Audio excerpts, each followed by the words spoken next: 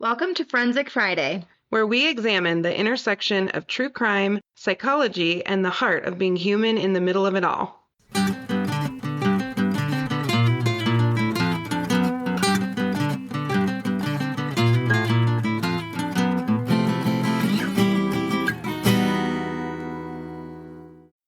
Hi! I'm already recording. I'm like, it will come to us. I don't even have a plan. I'll stop eating. Oh, you're fine. I know. So you got your queso. Did you get a little more queso? Yum. Is that like homemade? That doesn't look like. Well, yes. So where we live in Commerce City, there's only Mexican restaurants. Yeah, I bet it's amazing.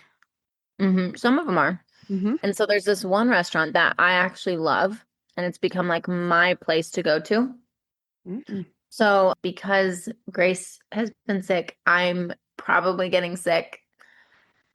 And I don't have time to cook. My dad went and picked him and I up some food, and Press already ate, so full sending it with some takeout. Your dad is just, The best babysitter. Well, okay, best babysitter. Coolest. He's just the coolest. I love the guy. Got you such a beautiful coat. Like one of those random, just kind things. Mm-hmm. And it looks so beautiful on you. And then also gets you queso. What else is I there? know. I know. What a good human. I know. I'm super lucky. So I was thinking about what we could do, and then I got distracted because Bear, he pooped twice. Well, he pooped and then started to come in the house and then went back out to go again. And I'm like proud mama over here. Like you would Good think he job, should take Bear. the first steps. Good job, Bear. He's so precious. I'm out of the puppy blues. I had the puppy blues Mm. for about 24 hours. And I was like, what did I do? My golden retriever also had the puppy blues for 24 hours. I think there's a correlation there between her sadness and mine. But they're buddies now, so we're pulling out. Good. So I was thinking about what we could talk about, and Well, our case on Friday, is it the one that we just did? yes. Okay. So we have a hell of a case for you guys on Friday. Like Wild. it's and not only is it wild, but it's 6 degrees of separation, more like 2 Yeah. from Nat 2 and I, degrees. which is 2 from not, me, like 3 from you. yeah, 3 from you because I know you. So it's a little close in and a lot intense. And I really hope the episode is interesting to you guys. I think it's very interesting because it involves a female. And when we have females who are kind of the primary offender, perpetrator, aggressor, whatever you want to call it in whatever case, it's always, that lights my brain up from a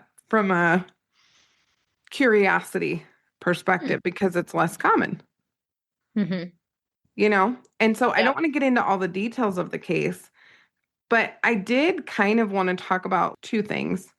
Number one, why do we think women are less likely to be more violent? What we know is men and women in a lab setting are kind of like equally aggressive. Women have more inhibitors because if they're aggressive, they're more likely to be very seriously hurt in return, particularly with men. So my question is, in the field, we talk about why men are more likely to be more lethal. That's a known thing, right? Like men are more likely to be lethal. Men are more likely to use a firearm. Women are much less likely to do that. Why do you think women are less likely to use lethal force for suicide or homicide? Oh, my first thought was less messy. Okay, there's actually some research to support that, but less messy, Yeah, less potentially. messy. And yeah, I think it's just like women, I feel like it could be like a fear of pain thing, Hmm, you know? could be. Although men are Um, babies, so I don't know. No, I know. I don't really Not all know. men are babies. But I Some think men are my babies. brain honestly just goes to like it's just less messy. Mm-hmm. It's less gruesome, Mm-hmm. you know. I think Visually, it's less traumatizing. mm-hmm. We're socialized out of it. Yeah, that's true. So like if you talk to a random sampling of 50 men and 50 women and you ask if they've ever held a firearm or Hmm. used a firearm, right, at a range or anything, you're way more likely to have more men than women in just about any sample Hmm. who have even interacted with those things. Hmm. Hmm. And my husband and I have talked about this before because, we have firearms. I'm not anti-firearm. Right. I'm a little bit anxious around that. I know how they work. I'm actually a hell of a shot. You are too. It's not about not knowing how it works. I get more anxious than Garrett around them. Huh. And a lot of women I've talked to do. I was going to Yeah, ask, is your mic on? I was holding it. You sounded different than normal, but you were holding it. Um, is Now it's where it normally goes. there you go. Sorry, Garrett. I had my queso, my monitor, Oh my gosh. my Girl. phone all on this one little tiny table, so my mic didn't have room. Funny, like quick sidebar. I'm usually, and you are too now, like really good on my own if I need to be. So, like, the Hmm. best thing about you and I co-facilitating is I know that if I'm really up shit creek, Hmm. you can hang. It may not be Yeah. pretty. I don't know what I'm coming back to. You don't know what you're coming back to, but we can usually like hold down the fort in just about any situation. Yeah. Gray wasn't feeling good yesterday, and I was like, genuinely okay if you stayed home, but I Mhm. also like needed you. And I'm like, how do I communicate this and not make her feel like she has to leave her child because you did not have to leave your child. But No. oh my God, when you walked into that office, I was like, Natalie, my whole And inside. for our people, I did not leave my child. My wonderful new soon to be No, sister-in-law came. Gray has been beautifully cared for in Hmm. every stage of this illness, sometimes by Hmm. multiple adults. Hmm. But Like I currently just, there are three humans oh yeah. watching her right now. Well, two right now, but me, I'm the third. But I was thinking about how clutch you are in that way because I think maybe you could tell. I think you needed the hours anyway, but I think Hmm. you could also tell, like, girl, I just needed you. And that happens Hmm. sometimes. Hmm. But today we both worked from home and we both needed it. Yeah. But what do you think? I mean, But I will say today was spicier than most days. it was. I sent some emails that were just, I was like, man, It was, the holidays are hard. talk to probation twice Well, so our on jobs a are weird Tuesday. because they're predictable and not predictable. So what I Hmm. mean by that is there's times of year that are always, always, always harder. Holidays are always harder. Hmm. January is always a lot, kind of catching up from the holidays. That's all like normal stuff. It's also totally predictable when there's a full moon that everything's going to go left. And I think it was 3 days ago we had a wolf moon, full moon. I don't even know what that means. And if you ask anyone in healthcare, it's Hmm. noticeable. You would think by now I would like map it out in my calendar, but I don't because I don't care that much. But I can tell you with some degree of accuracy based on how things are at the office if Hmm. it's a full moon or not. That's so funny. No, Well, for you know real. what though? I agree with that. I feel like we both kind of can. Yes. Oh, well, we'll When look at each other. Is it a full moon? And then wouldn't you know? It hmm. usually is, or within a couple of days. What there's something to Hmm. it. Hmm. But it's also unpredictable in that the day-to-day things that pop off are not predictable things, Right. Right. you know? So Yeah. anyway, women in firearms or lethal means.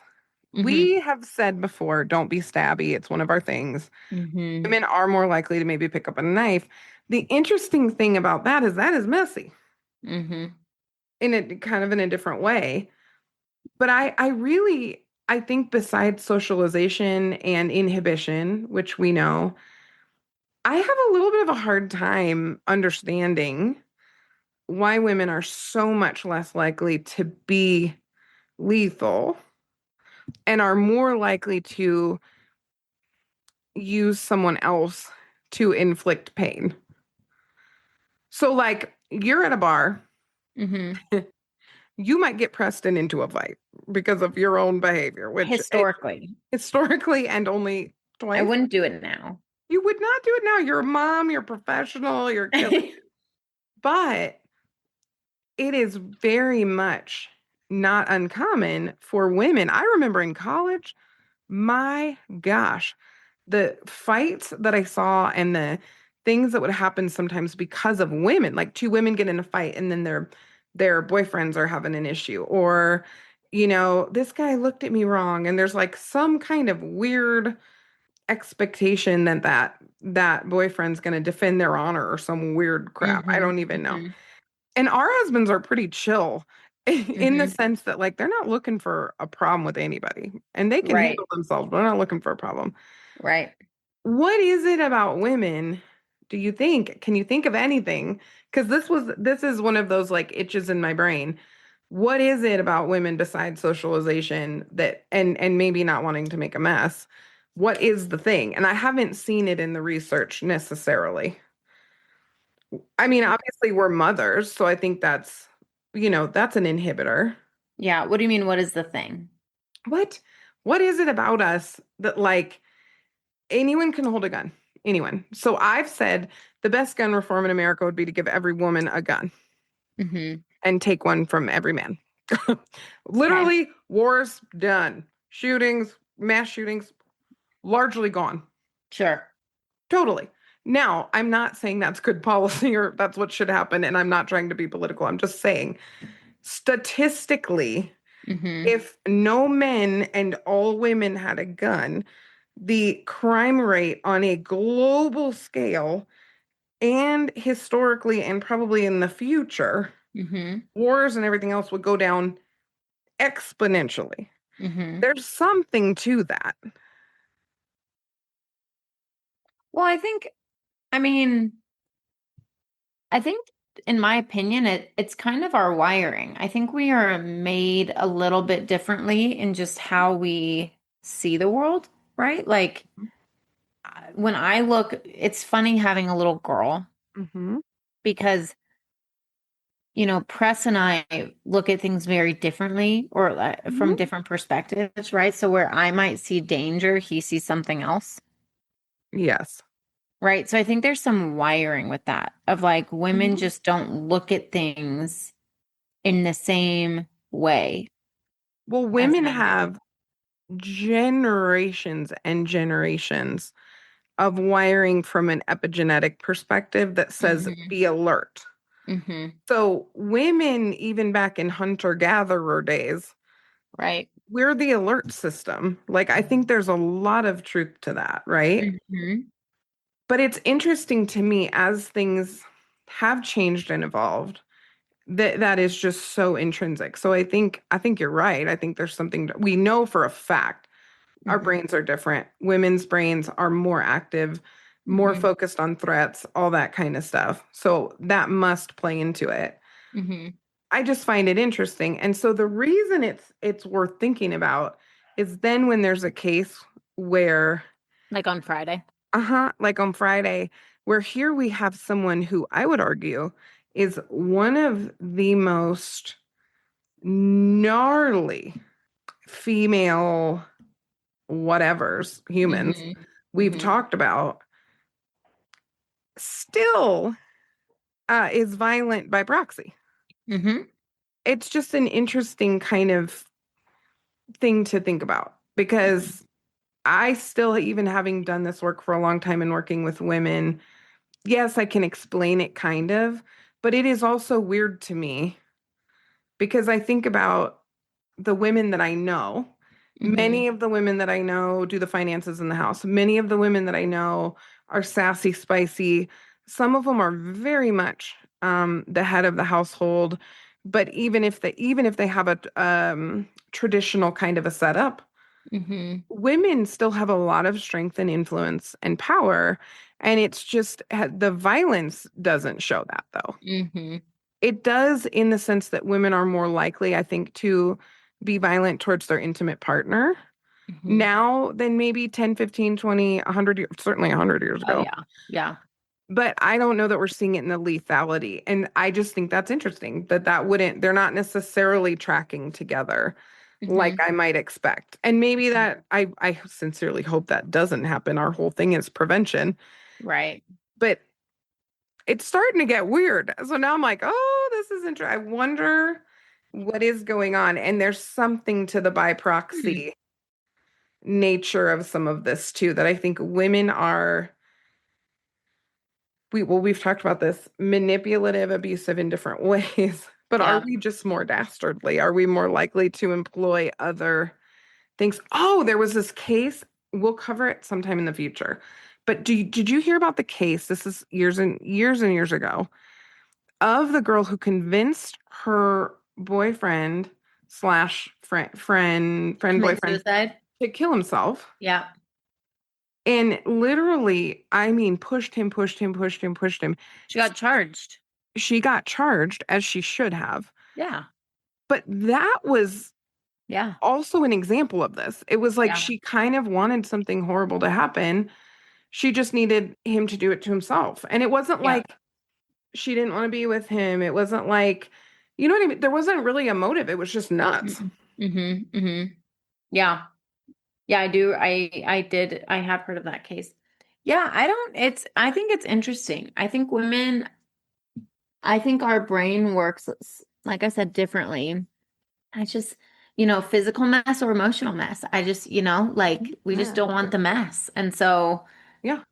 But we, that's the gun violence. This is the thing that wilds me out. Is it's like that is a great equalizer. And I am not hmm endorsing this, obviously. hmm I'm just saying if a woman attacks a man with a knife, the odds of her being overpowered and having that used against her are high. They're high. If a yes, woman, I would say, like, what would you say is the safest form of self-defense for a woman that wouldn't likely be used against her?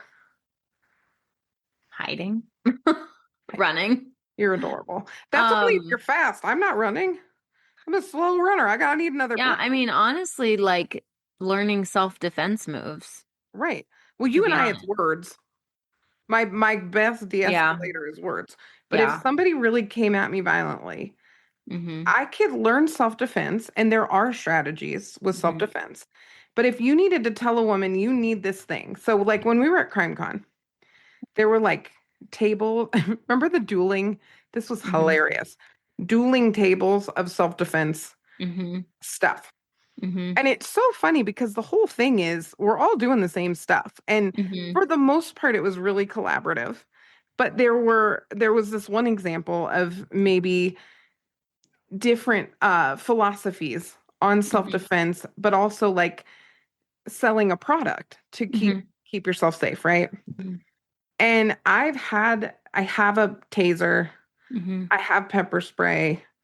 Um, you know, you have a firearm, I have a firearm. hmm There's things that I have I don't carry, but there's things that I have to keep myself safe. But I was thinking about, what would you recommend? And really what they say is pepper spray is probably the safest just Yes, because you can dip. Like if you're gonna run, incapacitate him first because right. you Well, yeah, but it's hard though, honestly, I pepper spray is probably the best one Mhm. and I hate to say it this way, is probably the best one outside of a firearm, and people might come at me and be like, "You're promoting firearm stuff." I'm not. But what I'm going to say is, I actually haven't had a neighbor. This was back when we lived in Denver, Yeah. who had a home intruder and ended up killing the home intruder. Hmm. And it was a whole thing. And he said he used pepper spray and a Yeah, taser on absolutely. this human. Neither took him down. He shot the guy. He Yeah. then so when he first entered the home, right? I don't know actually if he used a taser, but I think he used pepper spray at first. Hmm. Um, Nothing. Did nothing to the guy. He kept coming at him. They ended up in the backyard. The guy was like, I have a firearm. I'm Yeah. gonna use it if Stop. you don't get out. And the guy didn't, and he shot him. Yeah. Literally, I numerous times. And the first like four, the guy Mhm. continued to come at him. Well, and that's drugs. He was on drugs, obviously, He with the was on force he was drugs. coming Yeah, in. he was Yeah, on meth. He was on meth. 100%. Yeah, because meth But is wild like that. But yeah, I mean, it's why it's crazy, right? So like technically, the thing that most people hate is the thing that actually protects us the most as well. well, that's the thing that you just said, the thing I'm kind of getting at, really. Like, I'm Hmm. sitting here thinking, like, honestly, it's a firearm. Like, the thing that would Hmm. allow a woman Hmm. to keep distance Hmm. and make sure that Hmm. someone stopped, particularly if they Fire. have a weapon, a gun, or a knife, you And know. you know what? The next thing would be bear spray. That's Not that was gonna say bear spray. not pepper spray, but bear spray. But we have people, with their like little, remember you and I were laughing about the kitty keychain thing? Hmm. Adorable. I'd love to have one because it's funny. Bottom line, Does nothing. that's a terrible self-defense thing. And it does nothing. And it does nothing, and it doesn't protect you. It doesn't help you level up in size or strength or anything. Mm-mm. You could actually break your hand using stuff like that. Yes, but when it comes to firearms, like a lot of people die due to accidental, you know, firearm incidents, and it kills a Hmm. lot of children. So it's like, I don't know. We're not having a political firearm conversation ever on the pod because it would be insane. Hmm. And I have a lot of thoughts about it, and none of them fall on any political line. It's just literally Hmm. like concern mixed with also understanding that Yeah. we sometimes need to be safe. And I don't know Mhm. if somebody breaks into my house, Okay, so if someone breaks into your house, you know what you do? what? You go into a closet, you sit with your back to the Hmm. wall, facing straight towards the door with the gun straight in front of you. Hmm. And so we actually have a thing Uh-huh. where he says a certain word, so I know it's him. Mm, If he doesn't say that certain word, I just shoot. I love that. And This is a great level of planning. my whole family will know that word. Yeah. So that if anything ever happens, we I'm gonna do know that tonight, Natalie. I'm gonna do that with Garrett. who's on the other side of the wall. So then when they come in, right, you just shoot right at them. Also, shout out to the Oscar Pistorius episode because he was not acting in self-defense. There was no No. one else in that home, but he certainly shot through the door. Yes, So if you correct. want to use this nefariously, that's not going to work for you very well. Correct. But I actually like that, Nat, because it's interesting when you think about there. When was that? It was maybe 6 months ago. I'll try to find this case as well. I will find these cases. There was a case of a woman who literally there it's on video. Warning, warning, warning, an Hmm. intruder. And he came through two locked doors. He broke into the Hmm. house and then broke Hmm. into the bedroom. And she had her children in the bedroom with her and she Hmm. shot him through the door and she had to. Oh yeah. And so there's gotta be like some common sense stuff around this, but I Mhm. also know if you fire off, and we've had clients who I had a client way back in the day who fired off a 22. Hmm.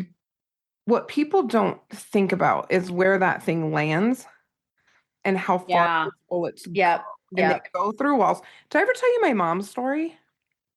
This was a secret for a long time.